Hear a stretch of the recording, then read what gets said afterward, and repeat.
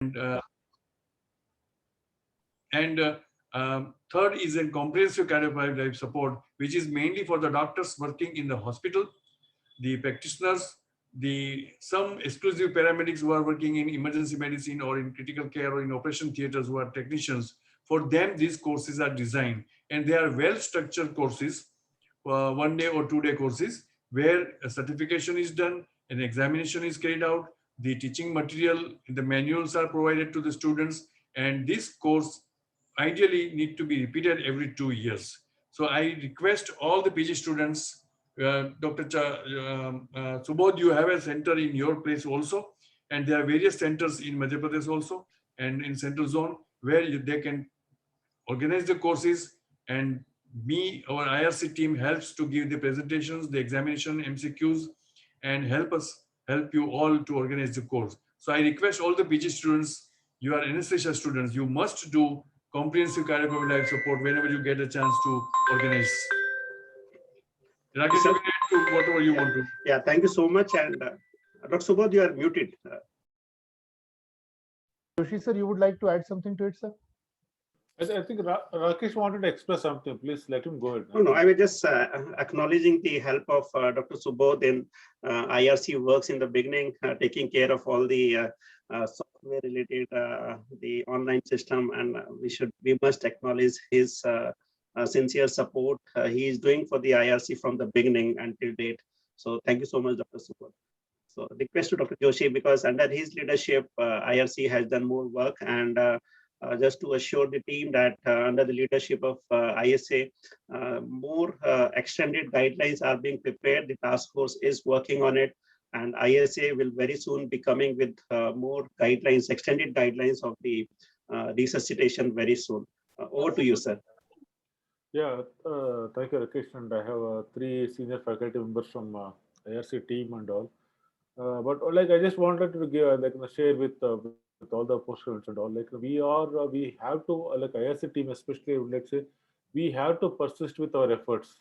I'm just repeating. Let's persist with efforts, and your 2 hands are more than enough. Is bottom line. And in fact, we had a incident somewhere in Telangana yesterday, Karimnagar.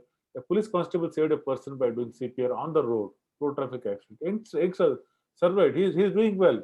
But question here is, we are not looking at sensationalism about all these things and all. So, like what I would like to say, whatever you are planning from IRC and all that, it should become way of life. It's not different. Like how you have a cup of tea, how you have a cup of maybe chai, or maybe how you probably write with a pen paper. CPR should be like a reflex kind of thing. Like somebody has a problem. So I think probably I would like to say I'm extremely happy about the way IRC has done and all. But I am just looking at because the question is when you keep on persisting, the culture has to trickle to down and all those things, and we have to be at different forums and all. And probably like as like every citizen should be probably a CPR expert kind of thing. If not expert, for the whatever course at least, if not anything else and all. But as a family, but let's persist is what I'm trying to say. Let's not give up. Let's persist. It's a COVID time, not a problem. Let the home, probably our own anesthesia people, at least our own people say, at least we're not less than 35,000 people, nothing less than 35,000 people. Even if you calculate a small family, I'm putting it in the honest, this thing is only about 4 people only. I'm not looking at a much larger joint families and all. Just look at it, how many people are there. And probably your children will become a college student, or somewhere maybe a secondary MBBS person, or maybe engineering student and all. They can take ASA help. But I think I should say culture trickles from the top. So that's what we say.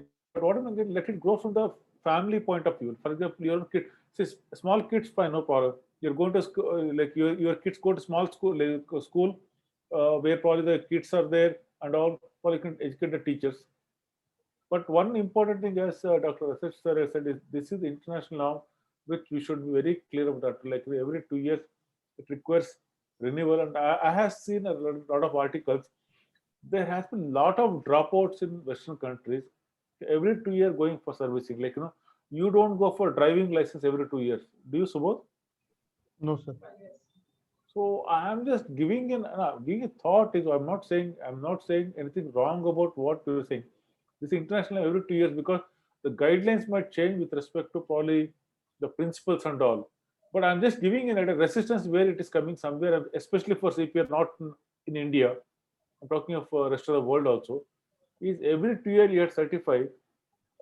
Wherever mandatory, people are going for it. Otherwise, people are taking option. Like you don't go for CPR training, sorry, driving license every 2 years.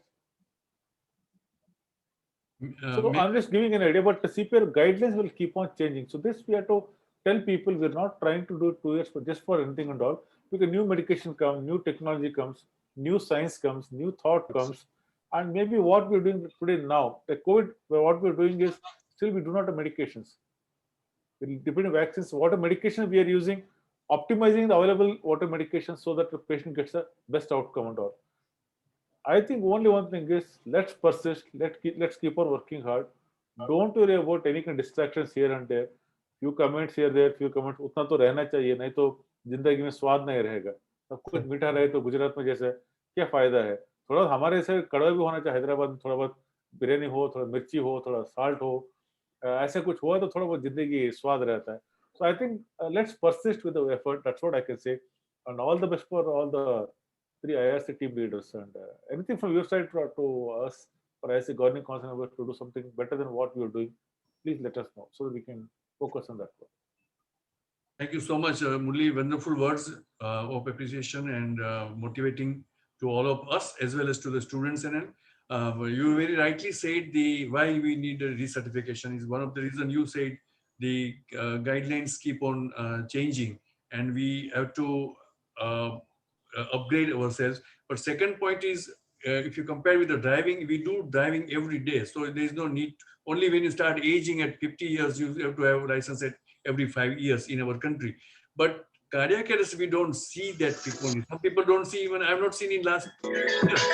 So the skills what we learn, and every skill in our field, in our medicine, keeps on fading every month, every 2 months, every 3 months, unless you do the virtual practice and virtual exercise. So unfortunately, whatever the skills we have been teaching, I have seen in my staff members, even after 6 months, they've forgotten whenever we do the mock trials. So, and that happens with all the doctors also. So that's the reason it is, and this is a very critical and serious matter.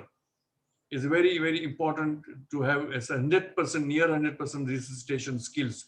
That's why it is very important that we all upgrade. And there's a reason, if you become a teacher, that's the best way to upgrade yourself. So I recommend everyone that you be a teacher, and then you will not forget the skills.